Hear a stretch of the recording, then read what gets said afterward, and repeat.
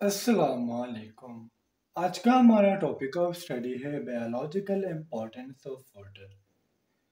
वैसे तो students water का बहुत ज़्यादा इम्पोर्टेंस है, डिफरेंट रोल्स है, लेकिन जो मेन रोल्स है वाटर के वो ये है जो मैंने आप लोगों के लिए यहाँ पर लिखे हुए हैं। फर्स्ट ऑफ ऑल स्टूडेंट्स, अगर हम लिविंग सेल से स्टार्ट करें तो लिविंग सेल में हमारे पास 70 से लेके 90% तक वाटर होता है। यानी कम से कम वाटर की कंसंट्रेशन लिविंग सेल में 70, जबकि से ज़्यादा 90% होती है। जबकि बास हमारे पास ऐसे ऑर्गेनिजम्स है, खास तौर पर अगर हम जेली फिश की बात करें तो उसके सेल में हमारे पास 99% वाटर होता है। तो फर्स्ट ऑफ ऑल स्टूडेंट्स, हम वाटर के पोलर नेचर को डिस्कस करते हैं कि वाटर का पोलर नेचर क्या है। Water is a polar molecule in which oxygen have partial negative charge while hydrogen have partial positive charge. Water हमारे पास एक पोलर मॉलिक्यूल है। पोलर मॉलिक्यूल हम एक ऐसे मॉलिक्यूल को कहते हैं जो अपने आप में पोलर चीज़ों को सॉल्व करेगा, डिसॉल्व करेगा, जबकि नॉन पोलर चीज़ें इसमें डिसॉल्व नहीं होंगी, सॉल्व नहीं होंगी। जिसमें हमारे पास जो ऑक्सीजन है इस पर पार्शियल नेगेटिव चार्ज है, जबकि जो हाइड्रोजन है इस पर पार्शियल पॉजिटिव चार्ज है। अब सुन, हमारे पास ये जो इलेक्ट्रोनेगेटिविटी है हम इसको थोड़ा सा डिस्कस कर लेते हैं, थोड़ा सा केमिस्ट्री में चले जाते हैं। जब एक एटम पर पार्शियल नेगेटिव चार्ज आ गया तो इसका मतलब ये है कि हमारे पास जो एटम है ये मोर इलेक्ट्रोनेगेटिव है।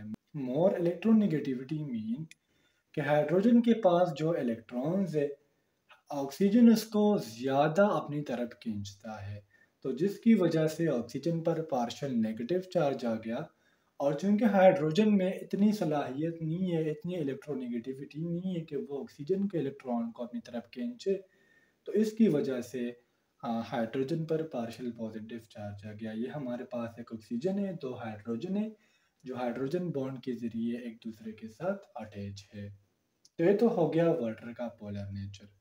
अब आपको ये भी पता होना चाहिए कि वाटर हमारे पास इनऑर्गेनिक है, क्योंकि इसमें हमारे पास कार्बन तो है नहीं, तो वाटर पोलर है और इनऑर्गेनिक है। सेकंड जो इसकी मेन इंपॉर्टेंस है वो है universal solvent. Due to polar nature water dissolve many substance in itself. देखिए स्टूडेंट, सॉल्वेंट हम एक ऐसी चीज़ को कहते हैं जो अपने आप में बहुत सारी चीज़ों को क्या करे, डिजॉल्व करे, हल करे। हम एक सिंपल सा मिसाल ले लेते हैं शुगर का, जो चीनी है। अगर वाटर ना होता तो आप चीनी को किस चीज़ में डिजॉल्व करते, किस चीज़ में हल करते।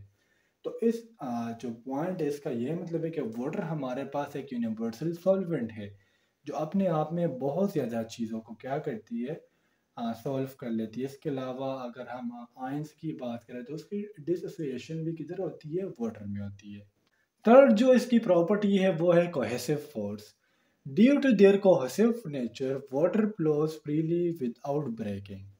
देखिए स्टूडेंट, जब मॉलिक्यूल की आपस में एक फोर्स हो तो उसे हम नाम देते हैं कोहेसिव फोर्स का। अब हमारे पास जो वाटर मॉलिक्यूल है, लेट सपोज ये एक वाटर मॉलिक्यूल, इस तरह एक वाटर को मॉलिक्यूल एक और होगा, तो इन दोनों के दरमियान में आपस में जो फोर्स है, आपस में जो इनका एक फोर्स ऑफ अट्रैक्शन है, इसे हम नाम देते हैं कोहेसिव फोर्स का। और आपने देखा होगा कि जो वाटर की मूवमेंट होती है वो काफ़ी स्मूथ होती है। कभी नहीं देखा कि एक बूंद इधर आ गया फिर वो उसकी आपस में ब्रेकिंग होगी, फिर दूसरी तरफ एक बूंद गया, तो नहीं। वाटर जो है वो हमेशा एक स्मूथली फ्लो करता है, क्योंकि इनके दरमियान कोहेसिव फोर्स होता है। फोर नंबर है एडहेसिव फोर्स। अब students, adhesive force cohesive force के अपोजिट है। लेट सपोज ये एक वाटर मॉलिक्यूल है। अब इस वाटर मॉलिक्यूल का इस बोर्ड के साथ जो फोर्स लगता है, इन दोनों के दरमियान जो ताल्लुक है, खींचने की जो कुव्वत है, इसे हम नाम देते हैं एडहेसिव फोर्स का। Molecules of water moves from place to place within the body of living organism. इसी एडहेसिव फोर्स की वजह से वाटर का जो मॉलिक्यूल होता है वो लिविंग ऑर्गेनिज्म में एक जगह से दूसरी जगह जाता है। लेट्स सपोज अगर हम जिम्नोस्पर्म की बात करें, एंजियोस्पर्म में बात करें, तो इनमें जो वाटर की ट्रांसपोर्ट होती है रूट्स टू शूट, वो ज़्यादातर एडहेसिव फोर्स की तरह से होती है। फिफ्थ पॉइंट है नॉन डिसॉल्विंग। अब स्टूडेंट्स यहाँ पर हमने एक बात की कि वाटर हमारे पास एक यूनिवर्सल सॉल्वेंट है। अब यहाँ पर हम बात कर रहे हैं कि हमारे पास नॉन डिसॉल्विंग है। मैं क्यों कह रहा हूँ? क्योंकि यहाँ पर मैंने आपको एक पॉइंट बताई कि वाटर हमारे पास पोलर है, जो अपने आप में सिर्फ पोलर चीज़ों को हल करती है, नॉन पोलर चीज़ों को हल नहीं करती। तो इस पॉइंट का ये मतलब है, water is polar in nature and most of the cell structure are non-polar, so therefore they are not dissolved in water।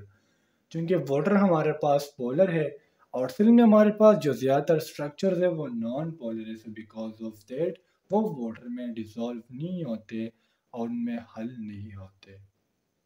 6 नंबर है, act as an reactant and product. Water जो है एक्ट एज एन रिएक्टेंट भी काम करता है और as a product भी। वो कैसे? As a reactant in hydrolysis and as a product and condensation. Condensation हमारे पास एक सिंथेसिस प्रोसेस है जिसमें हमारे पास होता क्या है, वाटर जो है वो रिलीज होता है, ठीक है।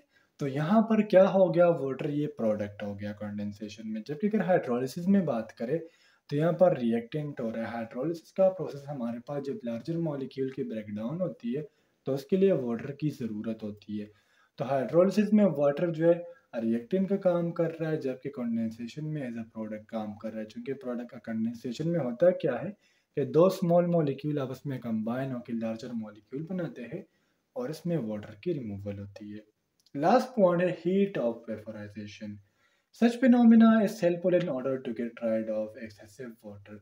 देखिए सुन, जब वाटर को ज़्यादा हीट मिल जाए तो वो वाटर जो वेपर में कन्वर्ट हो जाता है और ये जो है एनिमल्स और प्लांट के बॉडी से क्या करता है, इवापोरेट कर जाता है। तो इससे होता क्या है कि जो एनिमल्स और साथ साथ प्लांट्स में जो वेस्टफुल या जो हमारे पास एक्सेसिव ज़्यादा वाटर है वो हवा में इवापोरेट कर जाता है। तो ये भी वाटर की एक प्रॉपर्टी है। तो स्टूडेंट्स, उम्मीद करता हूँ आपको आज के लेक्चर की समझ आ गई होगी। फिर भी कोई कन्फ्यूजन हो, कोई डाउट हो तो आप लोग मुझसे कमेंट सेक्शन में पूछ सकते हो। इंशाल्लाह अगली वीडियो में मिलते हैं। तब तक के लिए मुझे इजाज़त दीजिए। मुझे अपने दुआ में याद रखिए। अल्लाह हाफिज़।